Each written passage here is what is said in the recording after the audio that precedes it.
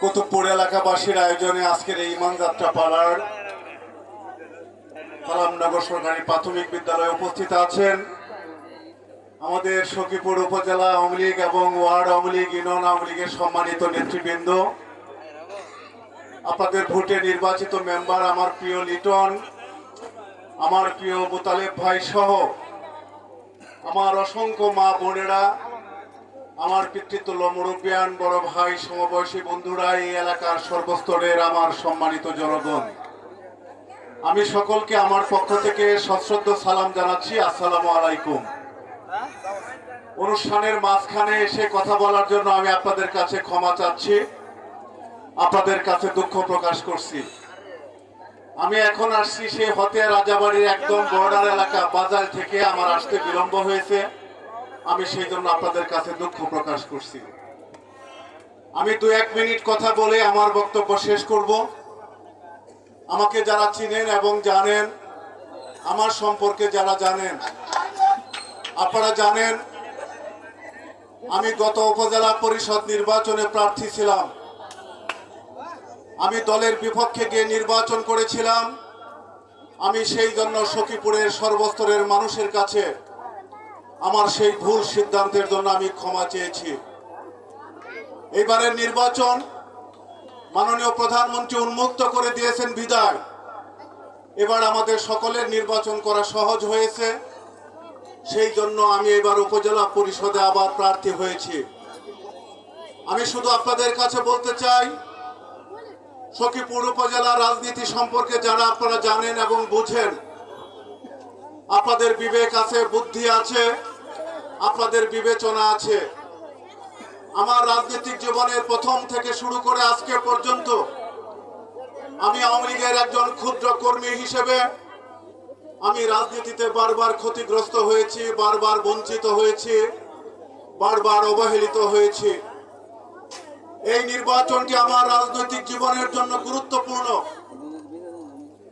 রাজনীতি করতে গিয়ে দেখেছি যারা আমাদের কর্মী ছিল তারা জনপ্রতিনিধি হয়ে গেছে, কিন্তু আমার দুর্ভাগ্য, আল্লাহ রাব্বুল আলামিন হয়তো কবুল করেন নাই বলে আমি এখনো কোনো জনপ্রতিনিধি নির্বাচিত হতে পারি নাই।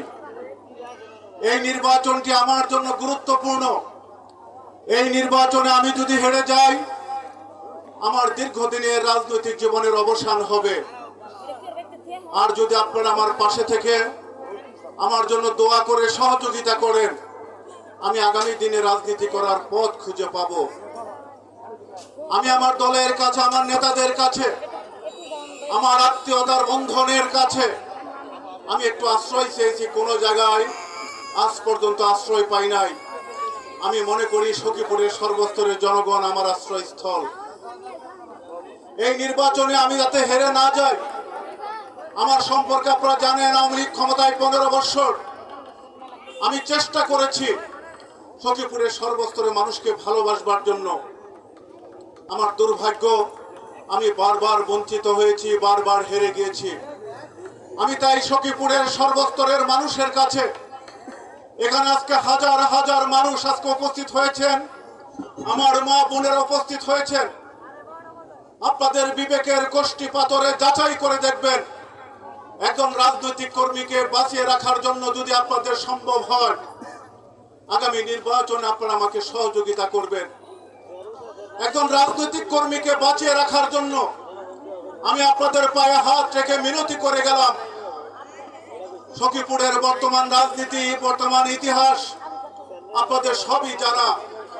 আমার সারা জীবন পরিশ্রম করেও আমি একটি যেমনি বড় কোনো পদ পাই নাই, একটি চেয়ার কখনো আমি পাই নাই। আপনাদের যদি দোয়া থাকে, সহযোগিতা থাকে, আমি আপনাদের দোয়া এবং সহযোগিতা নিয়ে সামনের উপজেলা নির্বাচনটি আমি করতে চাই।